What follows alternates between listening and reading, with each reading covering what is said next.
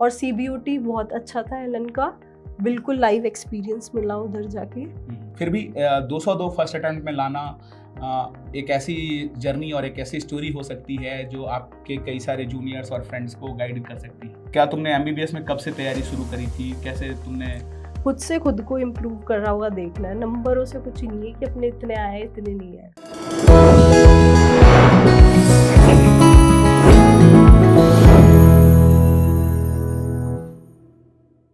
Hello मेरे प्यारे दोस्तों, आज हम लोग अदिति धाबाई के साथ हैं जिन्होंने अपने फर्स्ट अटेम्प्ट में 202 मार्क्स लाके काफी जोरदार फोड़ा है।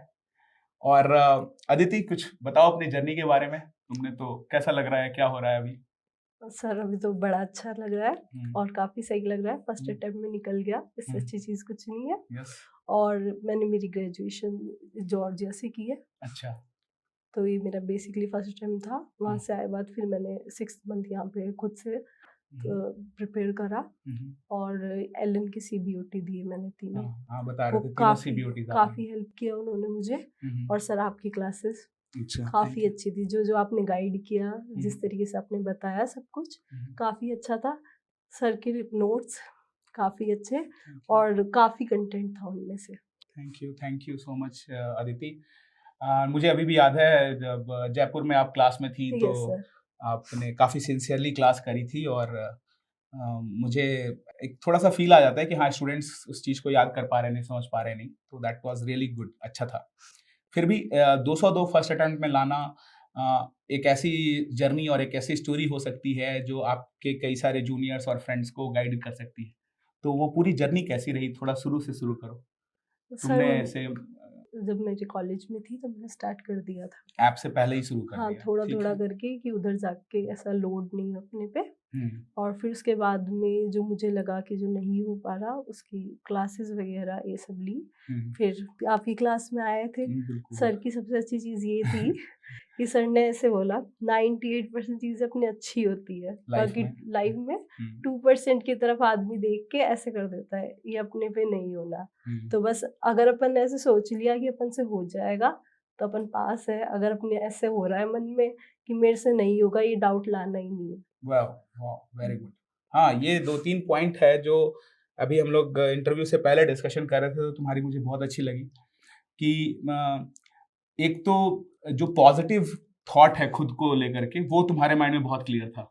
Yes sir. तो वो तुमने बनाया कैसे? या खुद से ही मेहनत से बना या तुमने जबरदस्ती उसको पहले बना लिया? सर आपने खुद ने बोला था कि जो हम कॉन्शियस माइंड से बोलते हैं वही सबकॉन्शियस माइंड हमारा कमांड देता है। वो रियलिटी ले लेता है। तो हमें सोचेगी कि हाँ मैं पास हूँ, मैं कर लूँगा, कर लूँगी, तो डेफिनेटली हम उसके लिए ट्राई करते हैं, हर दिन इम्प्रूव करते हैं।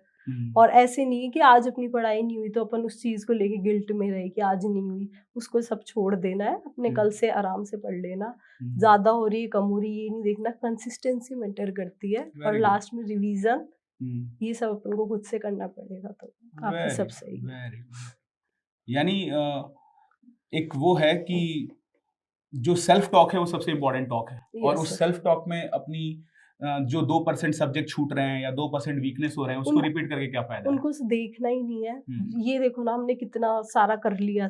सही बात है, कितने दूर आ गए। जो छूट गया उसका तो फिर कुछ नहीं है, लेकिन हमने कितना सारा कवर कर लिया वो देखना है। और जीटी वगैरह देती रहनी है। उसमें ऐसे नहीं कि मेरे को नहीं आ रहा, मेरे को नहीं देना। जीटी का स्कोर अपन को एवेल्यूएट नहीं करना, अपन को देखना मैं कौन सा टॉपिक वीक है। अपन ने जो पढ़ लिया उसमें से अपने गलत हो रहे हैं तो अपन को दोबारा उस टॉपिक पे जाके और दोबारा देखना है कि वो सब ठीक है अपना। और जीटी के अंदर स्कोर देख के ऐसा घबराना नहीं है कि अरे मेरे इतना कम क्यों आया। तो उसके अंदर अपन को एवेल्यूएट करना है सब्जेक्ट वाइज, पहले उन पे कवर करना है और फिर उसके बाद में अपने रह जाते फिर दोबारा जीटी देख के और कि मैंने इम्प्रूव किया कि नहीं किया। खुद से खुद को इम्प्रूव कर रहा होगा देखना है, नंबरों से कुछ नहीं है कि अपने इतने आए इतने नहीं आए। वेरी गुड यार, क्योंकि कई सारे स्टूडेंट ग्रैंड टेस्ट या सीबीओटीज वगैरह देने से पहले ही थोड़े डर जाते हैं कि एक बार दे दिया और उसमें नंबर खराब आ गया तो वो कॉन्फिडेंस हट जाता है और वो फिर डरने लग जाते हैं। हाँ, तो वो डरना है ही नहीं, अपन को खुद से देखना है कि मैं कितना इम्प्रूव कर पा रहा हूँ, कर पा रही हूँ। मान लो आपके 130 आए, फिर आप नेक्स्ट दिया आपका 145 आया, तो ऑफ कोर्स ही बात है आप इम्प्रूव हो रहे हो। और सीबीओटी बहुत अच्छा था एलन का, बिल्कुल लाइव एक्सपीरियंस मिला उधर जाके।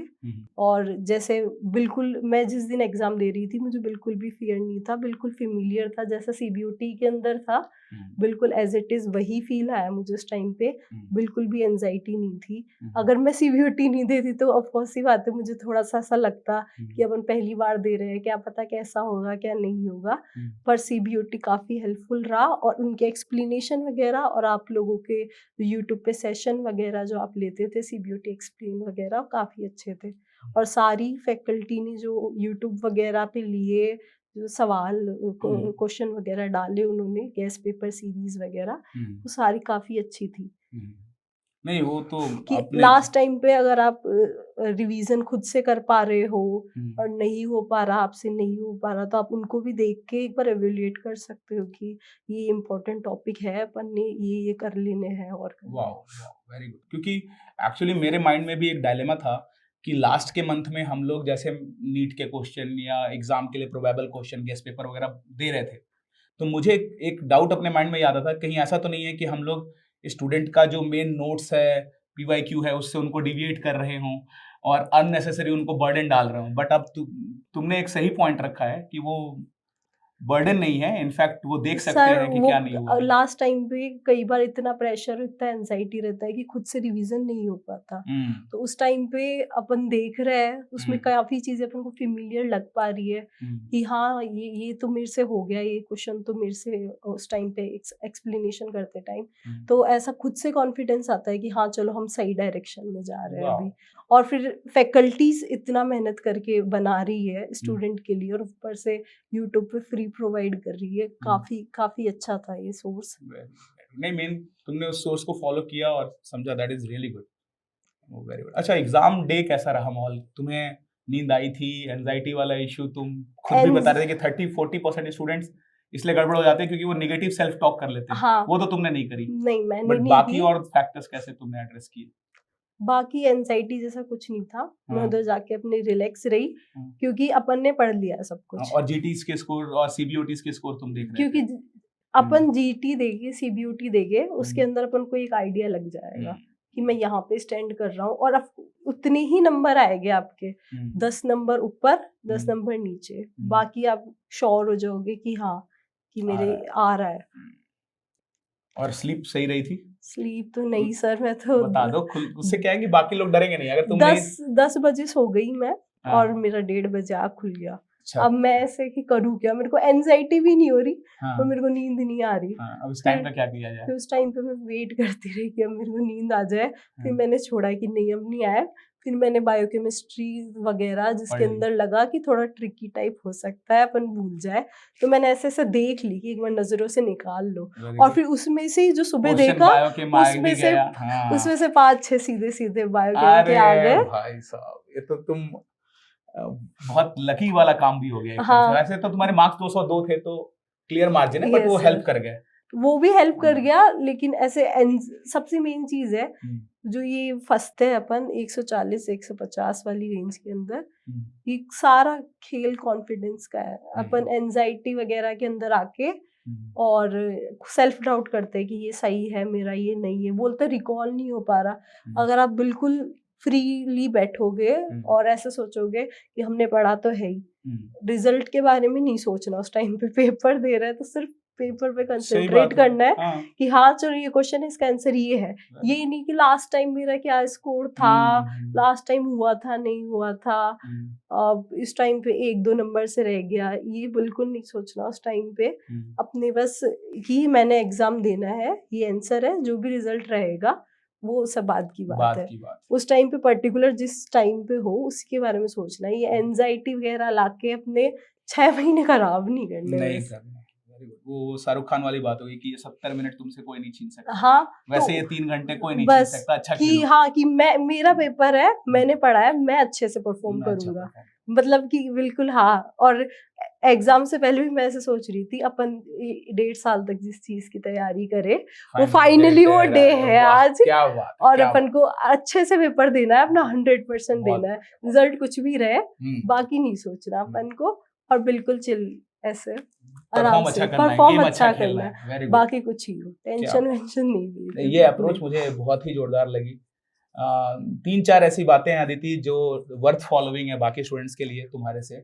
एक तो ये अप्रोच की एग्जाम डे में एंजॉय करके जा रहे हैं कि 1.5 साल जिसका वेट किया वो आ गया, तो एग्जाम अच्छा जाएगा, एक तो वो पॉइंट।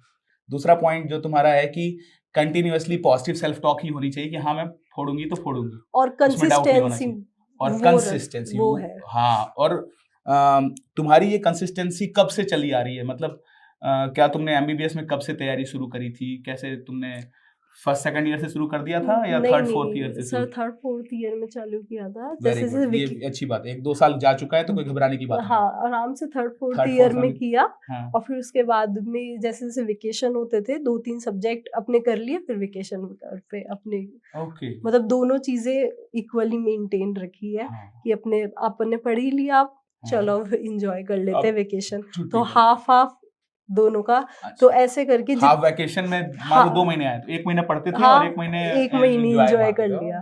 तो ऐसे करके 2-3 सब्जेक्ट हर वेकेशन में कंप्लीट हो गई, तो इतना लोड हुआ नहीं, क्योंकि 2-3 करके हो जाती है सब्जेक्ट, तो इतना लगता नहीं। एक साथ 19 लेके बैठोगे तो 19 दिखता है, लेकिन ऐसा देखा एक वेकेशन में 3 हुई, दूसरे में 3 हुई, ऐसे करके अपने पूरे हो जाते हैं। तो अपन यहाँ पे आते हैं अपने आराम से 6 महीने में फिर रिवीजन करो।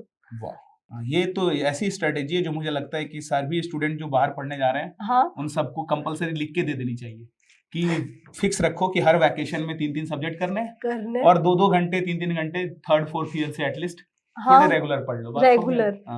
बस यही है। वेरी गुड, वेरी गुड यार, वेरी गुड। और एक और तुमने चौथी पॉइंट अच्छी ये रही कि नींद तुम्हारी 3.5 घंटे की रही, बट फिर भी उससे तुम्हें फर्क नहीं पड़ा और 202 लाए। तो जो लोग बाकी लोग नींद से डरे हुए हैं कि नींद नहीं आएगी तो क्या होगा, नींद नहीं आएगी तो हो सकता है 200 से ऊपर आ जाए, तो इतना कोई लोड लेने की बात नहीं है। किसी चीज की लोड नहीं लेनी उस दिन, बस ऐसे करना है अपन को, बस आराम से अपना 100% एफर्ट्स देना है कि हमने जिस चीज के लिए इतनी मेहनत की है, स्लीपलेस नाइट निकली अपनी, उस दिन को अच्छे से करना है अपने सब कुछ। Very good. किसी चीज की एंजाइटी वगैरह कुछ नहीं।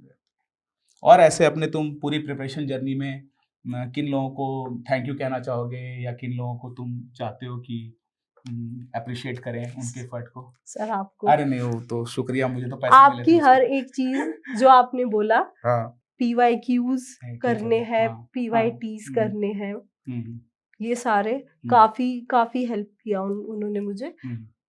और लोग क्या करते हैं, this is an important point of discussion. Yes, लोग क्या करते हैं, PYQs कर लेते हैं कि हमने रट लिए। PYQs रटने से कुछ नहीं होगा, अपन को एनालाइज करना है।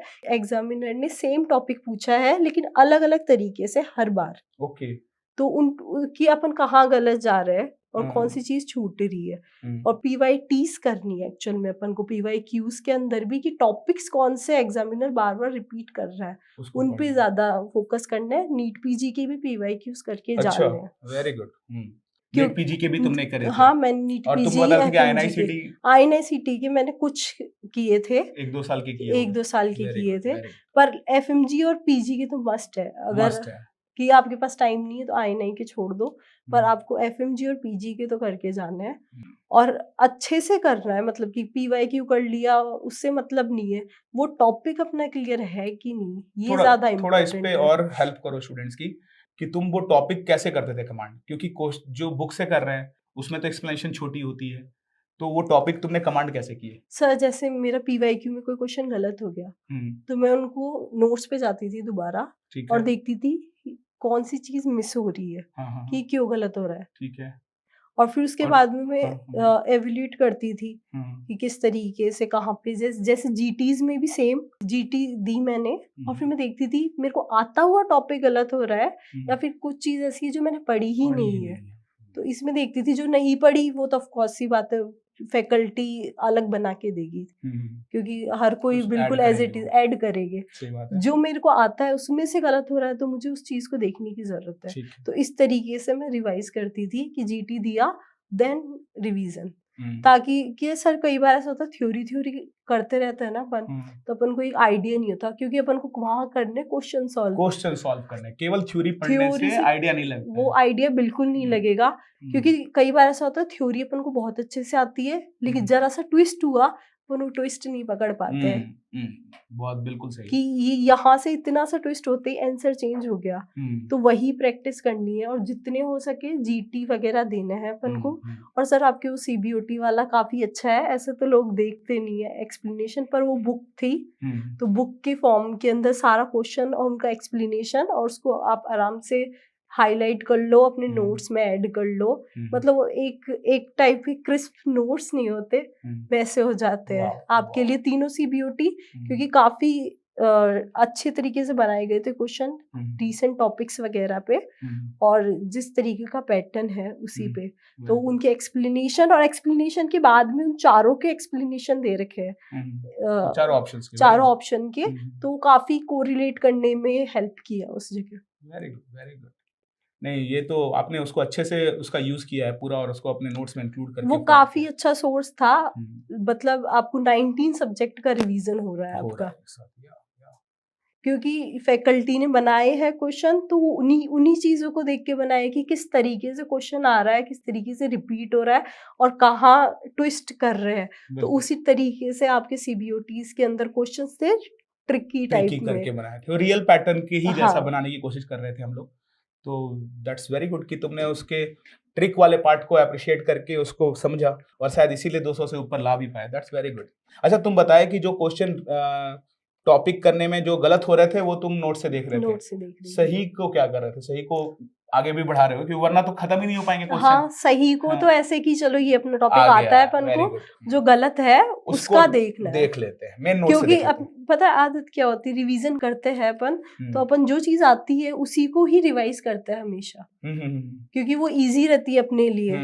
और जो चीज अपन को हार्ड लगती है, जो अपन को कभी याद नहीं होती, वो इसलिए नहीं होती क्योंकि अपन उसको इग्नोर कर देते हैं कि नहीं यार छोड़ो इसको, ये अपन को याद नहीं होगी, ऐसे करके। तो अपन जैसे क्वेश्चन सॉल्व किया तो अपन को पता चल रहा है कि ये अपना वीक टॉपिक है, यहाँ से इस सब्जेक्ट में ये वीक टॉपिक है, तो अपन को पर्टिकुलरली उन पे ही ज्यादा ध्यान देना चाहिए, और वीकनेस जो है उसको आइडेंटिफाई करके मेन स्ट्रेंथ बना लेना है। रिवीजन के अंदर भी 200 पेज है जैसे किसी वर्कबुक के या कोई भी नोट्स के, तो आप 200 पेज में से ऐसा तो है नहीं कि आपको हर चीज याद होगी, तो उसके अंदर यही चीज देखनी है अपन को कि अपना कौन सा पॉइंट मिस हो रहा है पढ़े बाद में टॉपिक के अंदर, तो उन पे ज्यादा ध्यान देना है। इसी मतलब ये जीटीज वगैरह इसीलिए हेल्प करती है काफी, ताकि अपन को पता लग जाता है कि अपन कहाँ गलत जा रहे हैं। और जैसे मुझे याद है कि क्लास में बात हो रही थी और हम लोग एट्रीब्यूटेबल रिस्क पढ़ाते टाइम मैंने तुमसे पूछा था कि तुम अपने लाइफ में सक्सेस का क्रेडिट किसको देना चाहते हो, तो तुमने वहाँ अपने फादर का नाम लिया था, और ऑफ कोर्स तुमने अभी बताया मदर को भी कि रेखा नाम है उनका।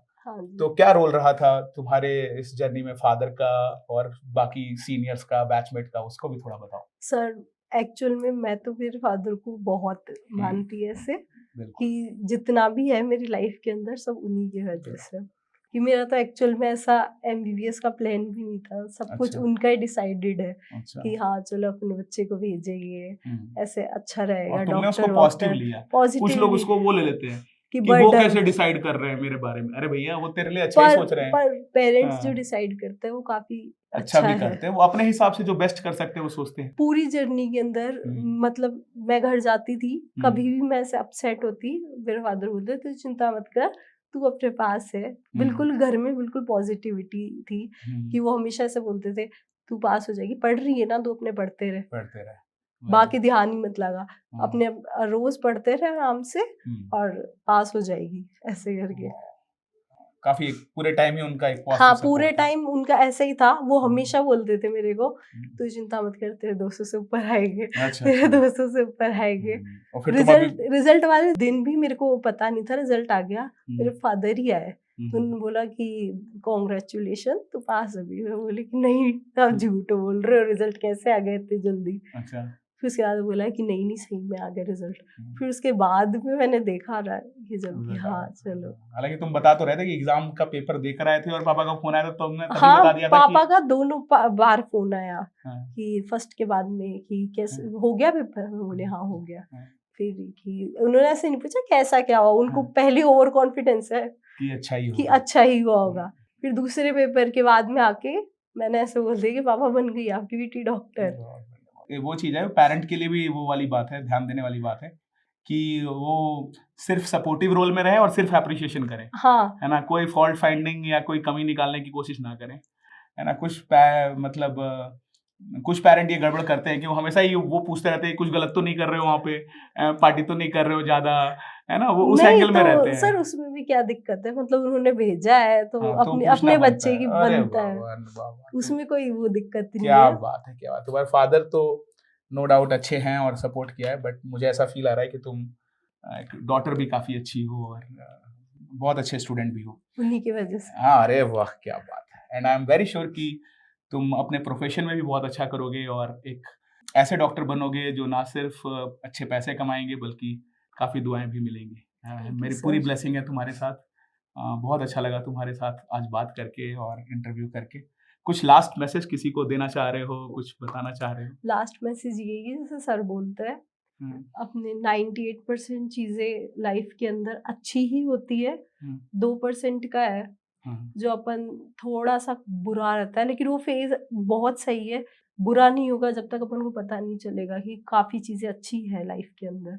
तो अपन को वो 2% नहीं देखना, जैसे अपना कुछ अपन ने काफी सारा पढ़ लिया लेकिन अपन क्या देखते हैं कि मेरा इतना सा छूट गया कि मैं इसको कैसे कवर करूँ, क्या उस पे पीछे नहीं भागना, अपन को ये पॉजिटिव रहना है कि हाँ कि मैंने इतना तो कर लिया और डेली बेसिस पे इम्प्रूव करना है खुद को। ऐसे नहीं कि मेरे से आज पढ़ाई नहीं हो रही, 2 घंटे पढ़ लिया मैंने, फिर अब क्या होगा मेरा, मैंने तो पूरा दिन वेस्ट कर लिया। कोई बात नहीं, अपने एटलीस्ट 2 घंटे पढ़ा है, 2 घंटे तो आप कंसिस्टेंसी से पढ़िए, रोज पढ़ना है आपको, रोज। और ये एंजाइटी और डिप्रेशन लाके कुछ नहीं है, दिन खराब होगा, पढ़ाई होगी नहीं। और वो बोलता है ना कि वो पास होने वाला बच्चा होता है ना सर, वो पूछता नहीं जा जाके मैं पास हो जाऊंगा ना हो जाऊंगा, उसको खुद को रहता है कि हाँ मैं हो जाऊंगा। तो अपन सोचेंगे कि हाँ मैं पास हूँ, तो बस आप पास हो। वाह क्या बात। दूसरा डाउट लाना ही नहीं है अपने अंदर कि क्या होगा क्या नहीं होगा, बस कि हाँ मैं पास हूँ। एक पॉइंट पे मैं एम्फसाइज करना चाहूंगा तुम्हारे, वो बहुत ही दिल की बात कही है। कई बच्चे 2 घंटे पढ़ने के बाद खुद को गाली देते हैं कि मैंने 2 ही घंटे क्यों पढ़ा। अरे भाई 2 घंटे तो पढ़ा, उसके लिए अप्रिशिएट करो। 2 घंटे में से 2 क्वेश्चन आ जाएंगे, 2 क्वेश्चन आ जाएंगे, क्या पता मन से पढ़ो 2 घंटे। That's really good. और मैं ऐड करना चाहूंगा, मैं पहले कह रहा था कि तुम सिर्फ एक स्टूडेंट अच्छे हो और बेटी अच्छी हो, बट मैं ऐड करना चाहूंगा कि तुम एक मोटिवेटर भी अच्छे हो, काउंसलर भी अच्छे हो और स्टूडेंट भी बहुत अच्छे हो। वेरी गुड यार, very good Aditi. I think तुम आगे भी लोगों की हेल्प करते रहना, है ना, क्योंकि यू हैव द पावर कि तुम दूसरों के अंदर पॉजिटिव चीजें बढ़ा सकते हो, है ना, और दूसरों की हेल्प कर सकते हो। Very good Aditi. Thank you really proud. Thank you so much.